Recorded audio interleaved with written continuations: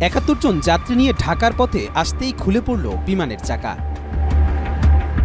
কক্সবাজার থেকে ঢাকায় রওনা দেয়া বাংলাদেশ বিমানের একটি ফ্লাইট আকাশে ওড়ার পর পেছনের একটি চাকা খুলে নিচে পড়ে যায়।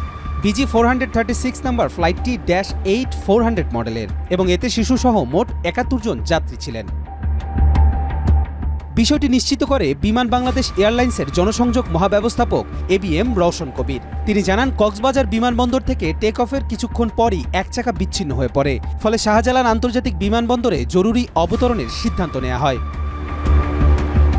ঢাকায় অবতরণের জন্য প্রস্তুত রাখা হয়েছে বিশেষ ইঞ্জিনিয়ারিং দল ও উদ্ধার ইউনিট। বিমানবন্দর কর্তৃপক্ষ সূত্রে জানা গেছে, বিমানের গতিবিধি নজরে রাখতে রাডার পর্যবেক্ষণ জোরদার করা হয়েছে এবং রানওয়ের পাশে বিশেষ প্রস্তুতি নেওয়া হয়েছে।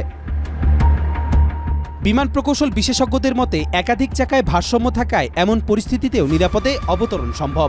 ফ্লাইটটি এখন ঢাকার আকাশে ঘুরছে এবং যে কোনো মুহূর্তে অবতরণ করতে পারে। ঘটনার পর যাত্রীদের নিরাপত্তা নিশ্চিতে সর্বোচ্চ সতর্কতা গ্রহণ করা হয়েছে। কবির চৌধুরী, মাই টিভি, ঢাকা।